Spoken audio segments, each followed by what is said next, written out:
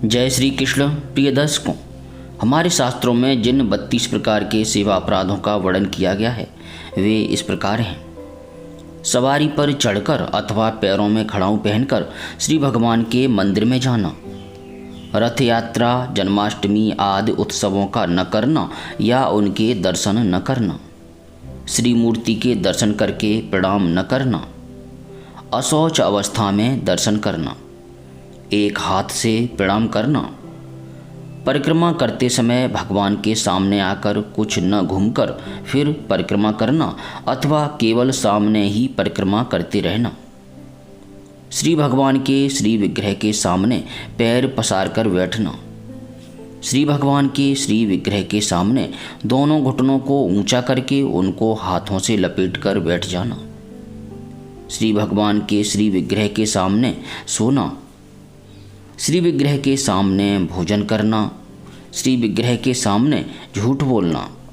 श्री विग्रह के सामने जोर से बोलना, श्री विग्रह के सामने आपस में बातचीत करना, श्री विग्रह के सामने चिल्लाना, श्री विग्रह के सामने आपस में कलह करना, श्री विग्रह के सामने किसी को पीड़ा देना, किसी को पीड़ा पहुंचाना, श्री विग्रह के सामने किसी पर अनुग्रह करना, श्री भगवान के श्री विग्रह के सामने किसी को निष्ठुर वचन बोलना, श्री विग्रह के सामने कंबल से सारा शरीर ढक लेना, श्री भगवान के श्री विग्रह के सामने दूसरे की निंदा करना, श्री विग्रह के सामने दूसरे की स्तुति करना, श्री भगवान के श्री विग्रह के सामने अश्लील शब्द बोलना, श्री विग्रह के सामने अधोवायु का त्याग करना, शक्ति रहते हुए भी गौण अर्थात सामान्य उपचारों से भगवान की सेवा पूजा करना, श्री भगवान को निवेदन किए बिना किसी भी वस्तु का खाना पीना, जिस ऋतु में जो फल हो उसे सबसे पहले श्री भगवान को न चढ़ाना, किसी शाक या फल आदि के अगले भाग को तोड़कर भगवान के व्यंजन आदि के लिए देना, श्री भगवान के श्री विग्रह को पीठ देकर बैठना, श्री भगवान के श्री विग्रह के सामने दूसरे किसी को भी प्रणाम करना, गुरुदेव की अभ्यर्थना, कुशल प्रश्न और उनका स्तवन न करना, अपने मुख से अपनी प्रशंसा करना, किसी भी देवता की निंदा करना। प्रिय भाई बहनों, श्री वाराह पुराण में 32 सेवा अपराधों का वर्णन जिस प्रकार किया गया है, अब मैं उसका वर्णन करता हूँ। राजा के अन्न का भक्षण करना, अंधेरे में श्री विग्रह का स्पर्श करना, नियमों को न मानकर श्री विग्रह का स्पर्श करना, बाजा या ताली बजाए बिना ही श्री मंदिर के द्वार को खोलना,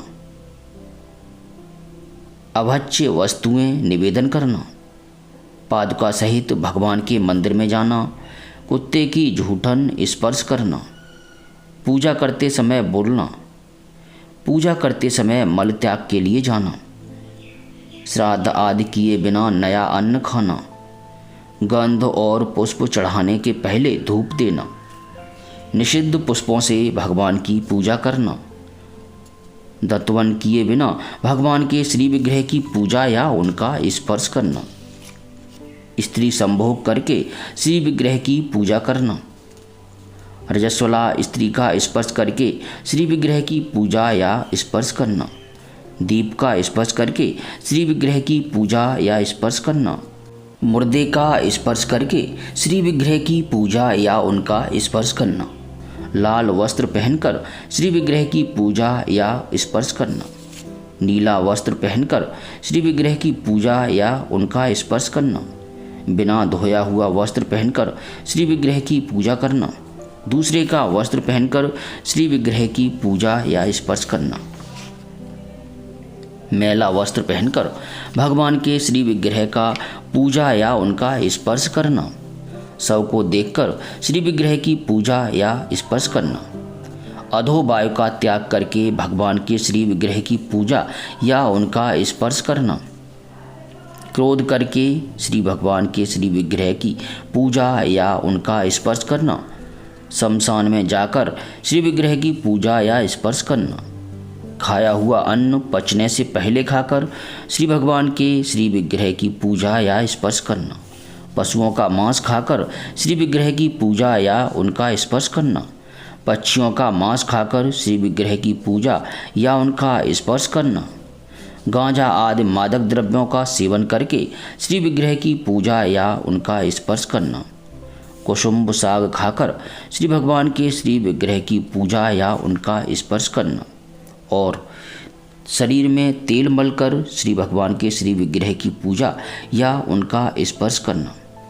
प्रिय भाई बहनों, प्रथम तो हमें साधना के मार्ग में बहुत सावधान रहना चाहिए, परंतु यदि किसी भी प्रकार से सेवा अपराध बन जाता है तो उसकी निवृत्ति के उपाय भी शास्त्रों में वर्णित हैं।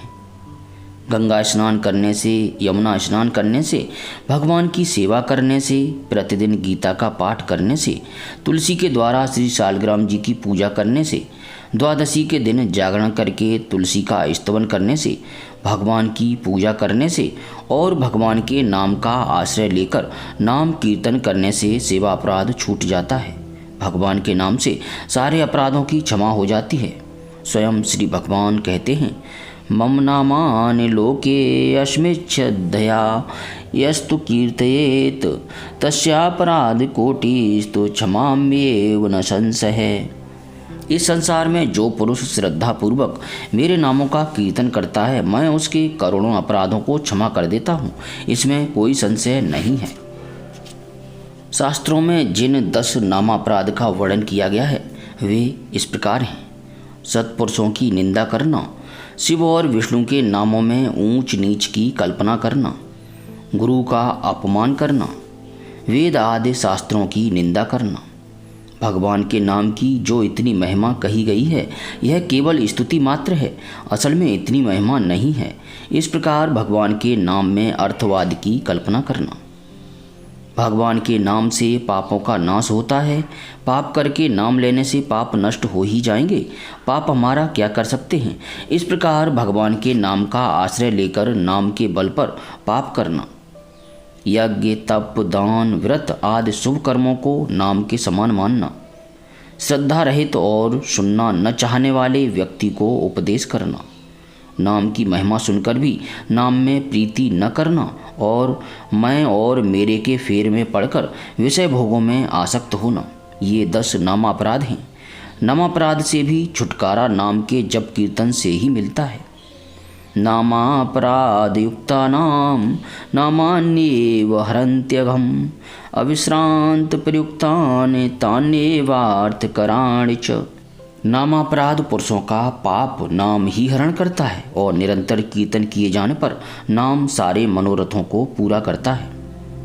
प्रिय भाई बहनों, सावधान होकर साधना कीजिए और जीवन के परम पुरुषार्थ को प्राप्त कीजिए। इस मनुष्य जीवन को सफल बनाइए। अब आप सभी से हाथ जोड़कर विनम्र विनती है कि अपने हृदय मंदिर में भगवान श्री कृष्ण के गदा, शंख, चक्र और पद्यधारी शांत चतुर्भुज स्वरूप का स्मरण करते हुए प्रेम से बोलिए, हरे कृष्ण